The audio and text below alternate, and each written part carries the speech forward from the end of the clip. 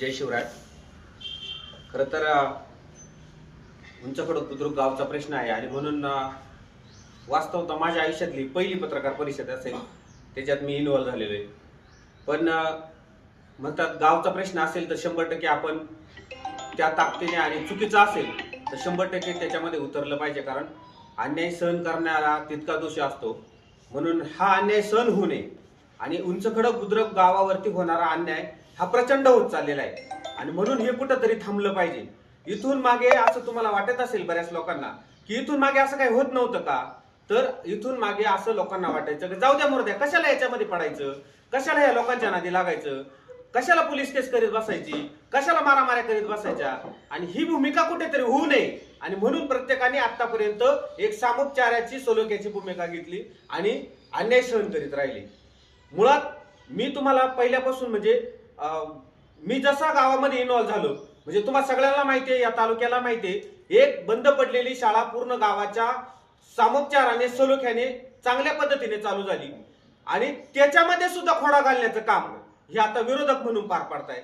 खऱ्या अर्थाने ग्रामपंचायतीने त्याला सपोर्ट करायचा, तर चुकीच्या पद्धतीनं त्या शाळेला कसं टाळं ठोकता येईल अशा पद्धतीची चळवळ आता त्यांची चालू आहे। मी आमदार साहेबांचं 100% कौतुक करतो। 2 खोल्या दिल्या आणि त्याच्यानंतर आम्हाला ठरवलं होतं साहेबांनी की आम्ही तुम्हाला तिसरी खोली देऊ। त्यांचीच भूमिका अशी होती का 2 बांधल्या त्याला अटॅच करा आणि तिसरी घ्या। दुर्दैवाने लोकशाही मार्गाने आम्ही त्यांच्या बरोबर गेलो नाही आणि त्यांनी सांगितलं जे माझ्या बरोबर आले नाही त्यांनी माझ्याकडे निधी मागायचा नाही मागायचा विषय संपला। आम्ही खासदार साहेबांकडे गेलो आणि खासदार साहेबांकडून आपण निधी आणला। आम्ही जवळजवळ 20-25 लोक खासदार साहेबांकडे घेऊन आणि 12.5 लाख रुपयाचा निधी आम्ही तिसऱ्या खोलीला आणला। बरं, आणल्यानंतर दुर्दैवाची बाब अशी आहे का तो काय आमचे संडास बाथरूम बांधायचे होते का, खोल्या बांधायचे होते का, आम्हाला घरकुल बांधायचे होते। अतिशय चुकीच्या पद्धतीनं यांनी ती खोली शाळा खोली मंजूर झाली जिल्हा परिषदेला, यांनी जिल्हा परिषदेच्या अधिकाऱ्यांना फोन करून सांगितलं का तुम्ही जर ती खोली बांधली तर तुम्हाला आम्ही अडचणीत आणू। माझ्याकडे आजही कॉल रेकॉर्ड्स आहे आणि मी त्या दिवशी ग्रुप पण म्हटलं होतं की मी ते कॉल रेकॉर्ड तुम्हाला जर पाहिजे असेल पत्रकारांना तर मी अवेलेबल करून देऊ शकतोय। मी टोटली ट्रान्सपरन्स असणारा माणूस आहे। ताकाला जायचं आणि गाडगं लपवायचं किंवा कोणाला ब्लॅकमेल करायचं अशी भूमिका मी कधी आयुष्यामध्ये घेतलेली नाही आणि घेणार पण नाही। जे खरं आहे ते खरं आहे आणि चुकीच्या पद्धतीने त्याला सांगितलं का तुम्ही जर हे काम केलं तर तुम्हाला अडचणीत आणू। आणि मग त्यांनी आम्हाला फोन केला, आमच्या ठेकेदाराला फोन केला, ठेकेदाराला भाऊ सांगितलं गुगे साहेबांना सुद्धा जाऊन भेटा। त्यांनी सांगितलं आम्ही जिल्हा परिषदेकडून काम करणार नाही, तुम्हाला पीडब्ल्यू कडे वर्ग करावा लागेल। म्हणजे आपण तिकडे सगळी प्रमा आली, सगळं वर्क ऑर्डर आली आणि ऐन टायमाला यांनी चुकीच्या पद्धतीने तिथे इंटरफेअर केला। आता ते काम ते करायला तयार नाही। परत आम्ही आता हे काम खासदार साहेबांचं पत्र घेऊन आम्ही पीडब्ल्यूडी ला वर्ग करतोय। बरं, हे लोक इथंच थांबले नाही, यांनी काय केलंय का त्या शाळेची मर्यादा किती आहे मी तुम्हाला जाणीवपूर्वक सांगतो। 2014 साली झालेल्या 2 खोल्या आहे, याची मी चौकशी लावली। या दोन्ही खोल्यांचं मी ऑडिट केलं, वैयक्तिक ऑडिट केलं, सरकारच्या पद्धतीने सुद्धा ऑडिट केलंय। ह्याच्यात असं आहे की याच्या वरती एक सुद्धा खोली ऍक्सेस होऊ शकत नाही, एक नॉट अ सिंगल खोली।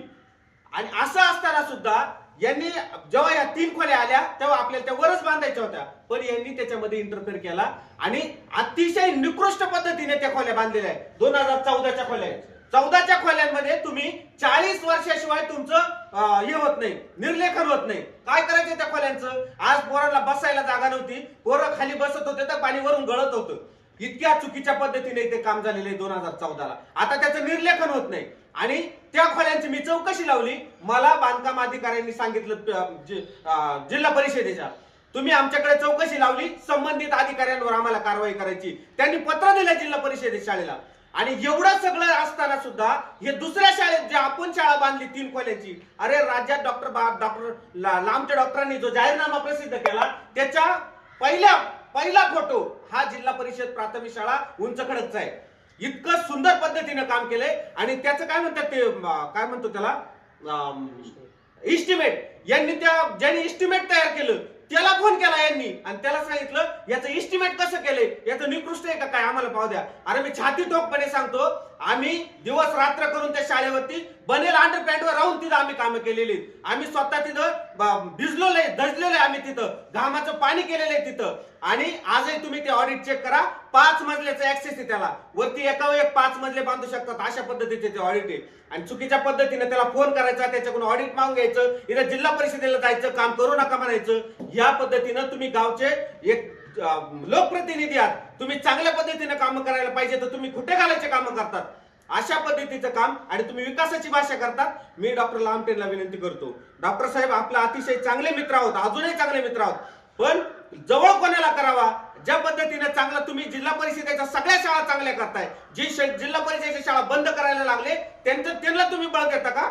मी तुम्हाला अजून एक सांगतो, इथं सगळे लोक उपस्थित आहे. आज कंप्लीट 1 वर्ष झालं, कंप्लीट 1 वर्ष. त्या वर्षामध्ये आम्ही छत्रपती शिवाजी महाराजांचा पुतळा बांधायला घेतला होता, बरोबर? विजयराव आपण सगळेजण होतो त्याच्यामध्ये. आपण सगळ्यांनी सांगितलं होतं आपण पुतळा बांधू. 8.5 लाख रुपयाचं आपण एस्टिमेट केलं होतं. त्याच्यात माझा मित्र होता मिसाळ म्हणून, तो आपल्याला 3-3.5 लाख रुपयाचा पुतळा द्यायला तयार होता. अहो यांनी दिवसा ढवळ्यातील रामळावाचे झाड कापले आणि सगळं एक ते जुनाट खोड, ज्याला मेलेलं खोड आहे, त्या मेलेल्या खोडाला सुद्धा तुम्ही तोडायला परमिशन नाही दिली. म्हणजे महाराजांचा पुतळा झाला नाही पाहिजे. आणि तालुक्यात येऊन यांनी चर्चा उठवली, राहुल भाऊ, का ह्या सागर शिंदेला तिथं छत्रपती शिवाजी महाराजांचा पुतळा नाही उभा करायचा, डॉक्टर बाबासाहेब आंबेडकरांचा पुतळा उभा करायचा आहे, असं पद्धतीने चुकीच्या पद्धतीने यांनी इकडे येऊन अफवा पसरली. मी सांगतो तुम्हाला, आपल्या गावामध्ये कधीच जातीवाद झाला नाही. मागच्या वेळेला मी तुम्हा सगळ्यांच्या विनंतीला मान देऊन आपण एवढं सगळं त्या गणेशने चुकीच्या पद्धतीनं बिहेवियर करून बिलाची जात काढली, मागाची जात काढली, माराची जात काढली, तरी सुद्धा आपण काय म्हटलं, गावातला सलोखा टिकला पाहिजे, चुकीच्या पद्धतीने कोणावरती गुन्हा दाखल नको.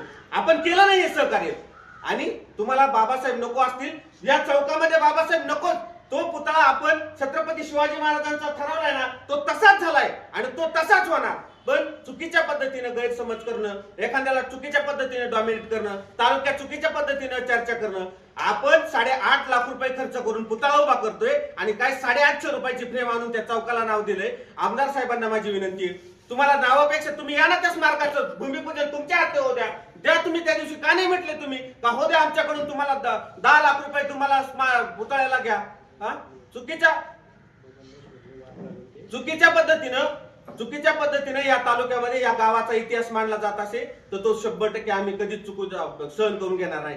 हे लोकप्रतिनिधी म्हणून त्या दिवशी गावामध्ये आम्ही सगळेजण आपण काम करत असताना हा आला आणि तो म्हटला माझा जीव गेला तरी चालेल पण पुतळा होऊन देणार नाही. तुम्ही सगळे त्याचे साक्षीदार आहात. अक्षरशः मारामारीची वेळ आली होती, पण अण्णा आले आणि अण्णांच्या माध्यमातून ही भूमिका सामोपचाराची झाली आणि म्हणून त्याच्यावरती वाद झाला नाही. हे 100% तितकंच खरे. पण चुकीच्या पद्धतीनं गावामध्ये आता तुम्हाला सांगतो, विकास विकास विकास, आम्ही विकासाला आडकाठी आणत नाही, याव करत नाही, त्याव करत नाही. स्मारकाला आडकाठी आणली, शाळेला आडकाठी आणली. आमचे शिक्षक तर अक्षरशः आपण एवढा जीव तोडून, आबासाहेब आपण जीव तोडून रवी रुपवते सरांना आणलं होतं. यांनी रवी रुपवते सरांच्या बाबतीत भर मीटिंग मध्ये त्यांचा अपमान केला. जे काम शिक्षकाची ते शिक्षकाला करू द्या ना, चुकीचे काम कशाला शिक्षक करत बसल. आणि म्हणून शिक्षकाच्या बाबतीत सुद्धा तो रवी रुपवते सर निघून गेले आपल्या गावातून. ज्या शिक्षकांनी चांगल्या पद्धतीने शाळा सुरू केली त्या चांगला शिक्षक निघून गेला. आणि आता शिक्षकाच्या बाबतीत अजून एक सांगतो, मी ज्या आमदार डॉक्टर लामटेंकडे बाकीचे ज्या गुंटीचे माणसं होते ते तिथे गेले आणि त्यांनी सांगितलं तो उंच खडकचा शिक्षक काढा आणि त्या शाळेवर पाठवून दिला. आजही आपल्या गावात महिना झाला, मी सकाळी शिक्षण अधिकाऱ्यांबरोबर भांडलोय. महिना झाला गणेशराव आमच्या इथं शिक्षक नाही. अतिशय तुम्ही सांगा, इथले तहसीलदारांचा पोरगा आहे, इथल्या तलाट्यांचा पोरगा आहे, इथं ग्रामसेवकांचा पोरगा आहे, आपल्या शाळेत शिक्षकांचा पोरगा आहे, केंद्र प्रमुखांचा पोरगा आहे, आगार व्यवस्थापकाचा पोरगा आहे. इथून लोक उंच खडकला शाळेत येतात आणि तिथं महिना झाला आज शिक्षक नाही. ही कोणासाठी व्यथा मांडायची आम्ही? शिक्षक म्हणजे आम्ही आमच्याकडे काय घरी धुणे भांडू करायला माणूस मागतोय? जे विद्यार्थी गोरगरीब आहे, अरे आम्ही खेकडे धरणारी पोरं, मासे धरणारी पोरं, रानावनात गलोरी घेऊन येणारी पोरं आम्ही शाळेत आणली, आमची चूक झाली का? अतिशय चुकीच्या पद्धतीने या गावाला ट्रीट करण्याचा प्रयत्न चालू आहे. आणि हा प्रयत्न जर होत असेल तर 100% आज सगळे तरुण एकत्र आले. माझी सगळ्यांना विनंती, या तालुक्यामध्ये जेवढे लोकप्रतिनिधी असेल चुकीच्या माणसाला सपोर्ट करू नका. आमचं गाव 100% तुम्हाला धडा शिकवल्याशिवाय राहणार नाही. आज एक चांगल्या पद्धतीनं 50 लाख रुपयाचा निधी आमदारांनी सांगितलं, 50 लाख रुपयाचा निधी आम्ही दिलाय. पुढे ते 50 लाख रुपये, 20 लाख रुपयाचा निधी, 30 लाख रुपयाचा निधी तर आताच कॅन्सल. ते म्हणतात निधीच उपलब्ध नाही. म्हणजे ग्रामसेवकाला माहित नाही का निधी नाही, सरपंच ग्रामसेवक सरपंच उपसरपंचाला माहिती आहे का निधी नाही ना, मग रद्द करून टाका. अरे त्याच्या प्रमाण निघाले, त्याचं इस्टिमेट निघाले, त्याचं उद्या वर्क ऑर्डर त्याची जवळजवळ होत आली ना. वर्क ऑर्डर टेंडर ओपनला होते, सॉरी टेंडर ओपनला आहे. आणि अशा पद्धतीने डायरेक्ट ग्रामसेवकाला विचारायचं नाही. आम्ही भेटलो त्या ग्रामसेवकला. ग्रामसेवकांची जर याच्यामध्ये इन्व्हॉल्वमेंट असेल तर माझी बीडीओ साहेबांना विनंती, माझी सीओ साहेबांना सुद्धा विनंती, याची चौकशी झाली पाहिजे. याच्यामध्ये कोणाचे आर्थिक हितसंबंध असतील, म्हणजे स्वतःला टेंडर नाही मिळालं तर काम करायचं नाही का? तुम्हीच एकटे तेवढे काम करणारे एक चांगले, बरं स्वतः तरी आहेत का टेंडरवाले? स्वतः तरी ठेकेदार आहेत का? जर तुम्ही चुकीच्या पद्धतीनं एखादा करीत असेल का, गावचा पोरगा करीत असेल किंवा शेजारच्या तालुक्यातला करीत असेल, शेजारच्या गावातला करीत असेल आणि चांगली कामं करीत असेल, तर कशासाठी आग्रह आहे का तुमचा हे काम मीच केलं पाहिजे म्हणून? म्हणजे आमदारांच्या माणसाला ठेका मिळाला तरच ते काम होईल आणि नाही मिळाला तर होणार नाही. ही भूमिका अतिशय चुकीच्या पद्धतीने. म्हणून माझी विनंती का चुकीच्या माणसाला आमदार साहेब तुम्ही चुकीच्या पद्धतीने बळ द्यायचं काम करू नका. जर भविष्यामध्ये असंच घडत राहिलं तर तुम्हाला सांगतो याचा आतापर्यंत तुम्हाला त्याचा परिणाम जाणवलाय. 1,14,414 पासून तर आता 77 पर्यंत आले. भविष्यात जर या अशा चुकीच्याच पद्धतीनं तुम्ही काम करत असाल आणि काम करायचं म्हणजे निधी आलेला नाही तरी सुद्धा पहिल्या टोकाचं आणि दुसऱ्या टोकाचं अशा दोन टोकाला तुम्ही नारळ फोडीत असाल. मी मध्ये बातमी केली होती, मला चांगलं आठवतंय, नारळ फोडे आमदार. मग जर तुम्ही असेच नारळ फोडत असाल आणि निधी जर उपलब्ध होत नसेल तर तो कशासाठी नारळ? भविष्यामध्ये जर कदाचित हे जर निधी न येता आमच्या गावाचं काम नाही झालं तर आम्ही सगळेजण पोरं उपोषणाला बसल्याशिवाय राहणार नाही आणि एक दिवस या पुढाऱ्यांच्या डोक्यात आपण नारळ फोडल्याशिवाय राहणार नाही. एवढीच मी विनंती करतो. आणि चुकीच्या पद्धतीने या गावाला बदनाम करू नका. चुकीच्या पद्धतीनं चुकीच्या चर्चा, जातीच्या धर्माच्या पलीकडचं आमचं उंचखडकचं गाव आहे. श्री सद्गुरू यशवंत बाबांच्या आदर्शाचं गाव आहे. प्रभू रामचंद्रांच्या परतवर्षाने पावन झालेले गाव आहे. जर कुणी याला बदनाम करण्याचा प्रयत्न करत असेल तर आम्ही अजिबात खपून घेणार नाही. एवढंच सांगतो आणि थांबतो. जय शिवराय.